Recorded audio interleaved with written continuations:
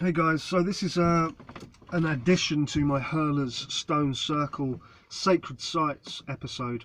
I'm going to have to read you this information because this is just blowing my mind right now. I've literally just been there a week ago, and I'm reading this wonderful book which it's taken me a year to read.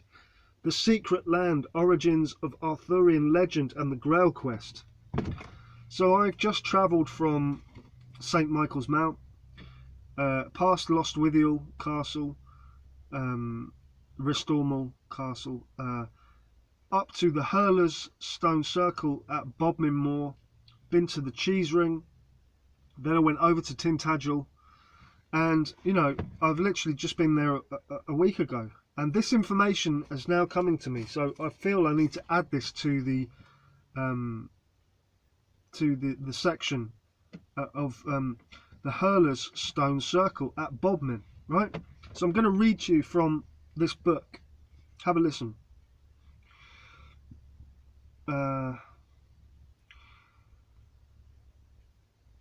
In star lore, Orion is directly linked with the Hare, for at his feet is the constellation of Lepus the Hare, with a group of about 20 individual stars. This asterism of the Hare completes the mythological hunt that takes place in the night skies along with Orion, the lion of Leo, the dog of Canis Major, and the great bear, Ursa Major. In this hunt, Canis Major, Orion's hound, is seen chasing Lepus, ready to bite its tail, almost exactly as shown on the font. This amazing artifact, with its encrypted designs, which are carefully contrived to be a sort of Rosetta Stone of Templar beliefs, is here yet again shown to be in effect a star map of the heavens and its mythic reflection on Earth. As synchronicity would have it, whilst pondering all this, I happened to glance at a copy of the Western Morning News of December 19th, 2007, the regional daily paper for the West Country, which had previously triggered a number of lines of investigation. I flipped the pages and a headline jumped out: Ancient Stone Circle is aligned to the stars.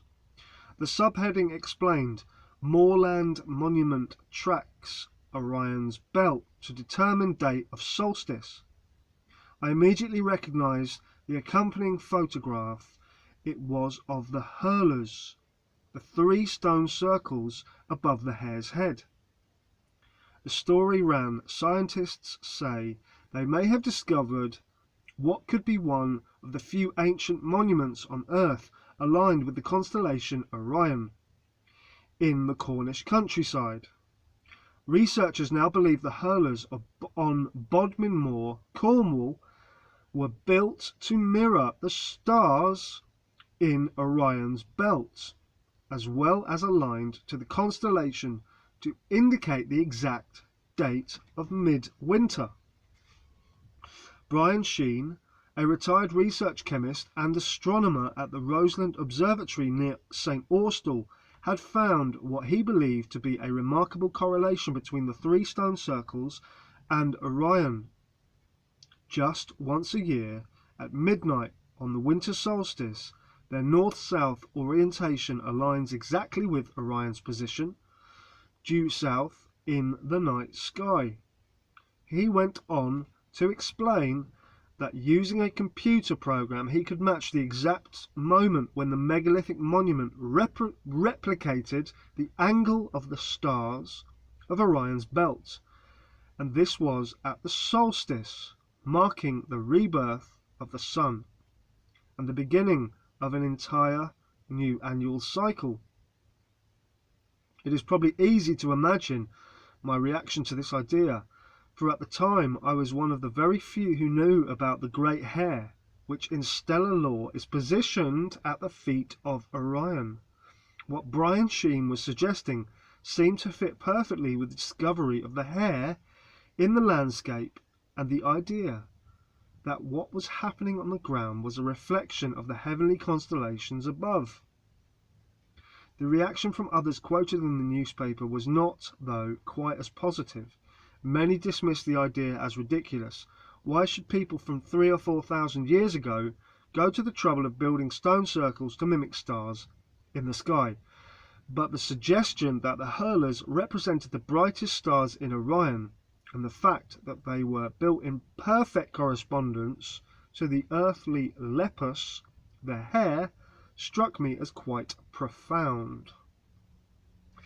Gabriel and I had also noticed other points of interest during our visits in the immediate areas of the hurlers.